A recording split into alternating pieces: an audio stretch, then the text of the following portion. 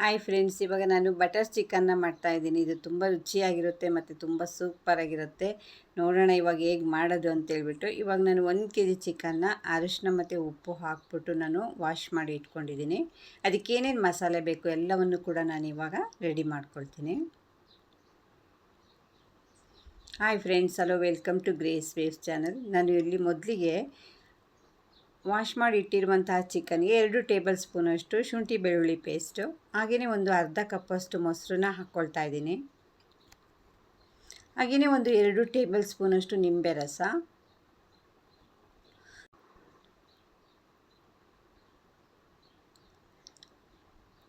ಹಾಗೆಯೇ ಒಂದು 2 ಟೇಬಲ್ ಸ್ಪೂನಷ್ಟು ಅಚ್ಚ ಪುಡಿ,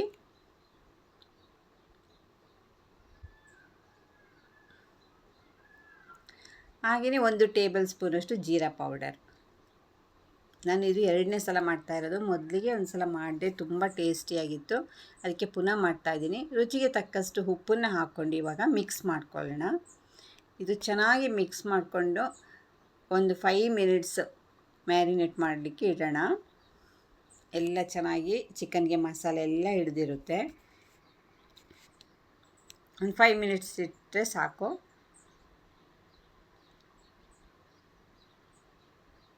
ಈಗ ನಾನು ಒಂದು ಬಾಣಲೆಯಲ್ಲಿ 1 ಟೇಬಲ್ ಸ್ಪೂನಷ್ಟು ಬೆಣ್ಣೆನ ಹಾಕ್ಕೊಳ್ತಾ ಇದ್ದೀನಿ.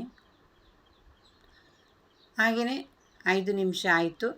ಮ್ಯಾರಿನೇಟ್ ಆಗಿರುವಂತಹ ಚಿಕನ್ನು ಕೂಡ ಇದಕ್ಕೆ ಆ್ಯಡ್ ಮಾಡ್ಕೊಳ್ಳೋಣ. ಇವಾಗ ಇದನ್ನು ಸ್ವಲ್ಪ ಲೈಟಾಗಿ ಫ್ರೈ ಮಾಡ್ಕೋಬೇಕು. ತುಂಬ ಡೀಪ್ ಫ್ರೈ ಏನು ಬೇಡ,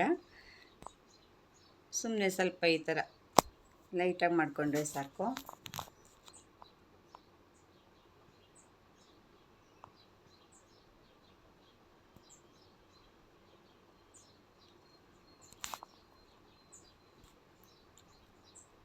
ಈಗ ಈ ಫ್ರೈ ಆಗಿರುವಂತಹ ಚಿಕನ್ನ ಬೇರೆ ಸಪ್ರೇಟಾಗಿ ನಾವು ತೆಗೆದಿಡೋಣ.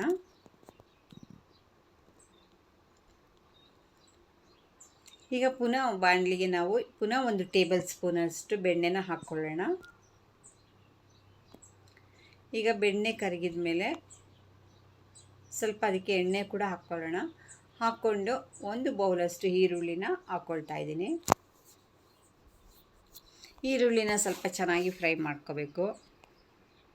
ಇದಕ್ಕೆ ಮೇಯ್ನಾಗಿ ಬೇಕಾಗಿರುವಂಥದ್ದು ಈರುಳ್ಳಿ ಮತ್ತು ಟೊಮೆಟೊ. ಹಾಗೆಯೇ ಪುನಃ 1 ಬೌಲಷ್ಟು ನಾನು ಟೊಮೆಟೊನೂ ಕೂಡ ಇಲ್ಲಿ ಆ್ಯಡ್ ಮಾಡ್ಕೊಳ್ತಾ ಇದ್ದೀನಿ. 1 ಬೌಲ್ ಅಂತೇಳಿದರೆ ಒಂದು 7 ಟೊಮೆಟೊ ಸಾಕು.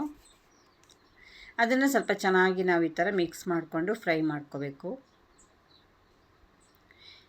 ಅದಕ್ಕೆ 1 ಟೇಬಲ್ ಸ್ಪೂನಷ್ಟು ಅಚ್ಚ ಪುಡಿ,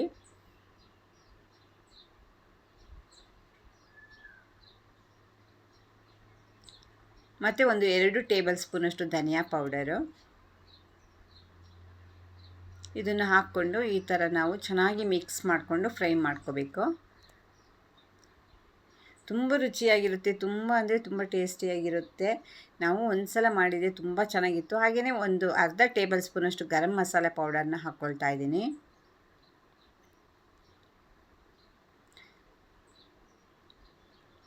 ಹಾಗೆಯೇ ಒಂದು 5 ರಿಂದ 6 ಕಾಶ್ಮೀರಿ ಚಿಲ್ಲಿ ಮೆಣಸಿನ್ಕಾಯಿನೂ ಕೂಡ ನಾನು ಹಾಕ್ಕೊಳ್ತಿದ್ದೀನಿ. ಈಗ ಒಂದು 2 ರಿಂದ 3 ನಿಮಿಷ ಇದನ್ನು ಚೆನ್ನಾಗಿ ಫ್ರೈ ಮಾಡ್ಕೊಳ್ಳೋಣ. ಹಾಗೆ ಒಂದು 5 ಗೋಡಂಬಿನೂ ಕೂಡ ಹಾಕಿದ್ದೀನಿ. ಈಗ ಇದು ತಣ್ಣಗಾದ್ಮೇಲೆ ಇದನ್ನು ಮಿಕ್ಸಿ ಮಾಡ್ಕೊಳ್ಳೋಣ. ಚೆನ್ನಾಗಿ ತಣ್ಣಗಾಗಬೇಕು, ಆವಾಗ ಇದನ್ನು ನೈಸಾಗಿ ರುಬ್ಕೊಳ್ಳೋಣ. ಹಾಗೆ ಒಂದು ಬಾಂಡಿಗೆ ಪುನಃ 1 ಟೇಬಲ್ ಸ್ಪೂನಷ್ಟು ಬೆಣ್ಣೆನ ಹಾಕಿ 1 ಟೇಬಲ್ ಸ್ಪೂನಷ್ಟು ಅಚ್ಚ ಪುಡಿನ ಹಾಕ್ಕೊಳ್ತಾ ಇದ್ದೀನಿ. ಅದು ಫ್ರೈ ಆದಮೇಲೆ ರುಬ್ಬಿರುವಂತಹ ಈ ಮಸಾಲೆನ ಹಾಕ್ಕೊಳ್ಳೋಣ. ಟೊಮೆಟೊ ಮತ್ತು ಈರುಳ್ಳಿ ಮತ್ತು ಖಾರದ ಪುಡಿ ಎಲ್ಲ ಹಾಕಿ ಫ್ರೈ ಮಾಡಿದ್ದೀವಲ್ವ, ಆ ಮಸಾಲೆನ ರುಬ್ಬಿಟ್ಟು ಇವಾಗ ಹಾಕ್ಕೊಂಡು ಪುನಃ ಒಂದು ಸ್ವಲ್ಪ ಫ್ರೈ ಮಾಡ್ಕೋಬೇಕು. ಇದೇ ಮಸಾಲೆಗೆ ಇವಾಗ ಫ್ರೈ ಮಾಡಿಟ್ಟಿರುವಂತಹ ಚಿಕನ್ನ ಆ್ಯಡ್ ಮಾಡ್ಕೊಳ್ಳೋಣ.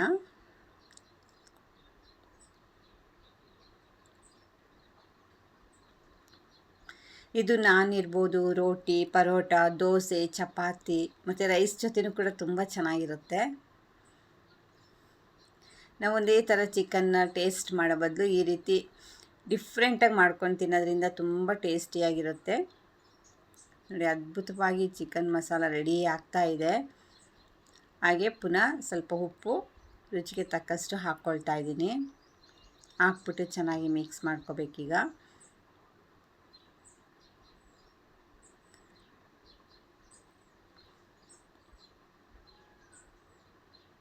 ನೋಡಿ ಇವಾಗ ಚಿಕನ್ನು ಆಲ್ಮೋಸ್ಟ್ ಬೇಯೋಕ್ಕೆ ಸ್ಟಾರ್ಟ್ ಆಗಿದೆ.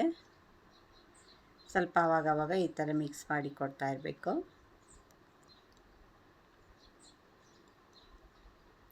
ಒಂದು 10 ಮಿನಿಟ್ಸ್ ಚಿಕನ್ ಬೆಂದರೆ ಸಾಕು. ಮ್ಯಾರಿನೇಟ್ ಆಗಿರುತ್ತೆ, ತುಂಬ ಚೆನ್ನಾಗಿ ಅದು ಬೇಗನೆ ಬೆಂದುಬಿಡುತ್ತೆ ಮತ್ತು ಟೇಸ್ಟ್ ಕೂಡ ಅಷ್ಟೇ ಚೆನ್ನಾಗಿರುತ್ತೆ. ಉಪ್ಪು ಖಾರ ಹುಳಿ ಎಲ್ಲ ಕೂಡ ಒಂದು ಹದವಾಗಿ ಇರುತ್ತೆ.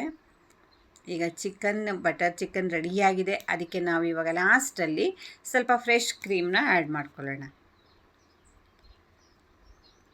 ಈಗ ಫ್ರೆಶ್ ಕ್ರೀಮ್ನ ಹಾಕ್ಬಿಟ್ಟು ಸ್ವಲ್ಪ ಚೆನ್ನಾಗಿ ಮಿಕ್ಸ್ ಮಾಡ್ಕೋಬೇಕು. ಈ ಫ್ರೆಶ್ ಕ್ರೀಮ್ನ ಹಾಕೋದ್ರಿಂದ ಈ ಬಟರ್ ಚಿಕನ್ನು ಇನ್ನೂ ಟೇಸ್ಟು ಡಬಲ್ ಆಗಿರುತ್ತೆ, ತುಂಬ ಚೆನ್ನಾಗಿರುತ್ತೆ.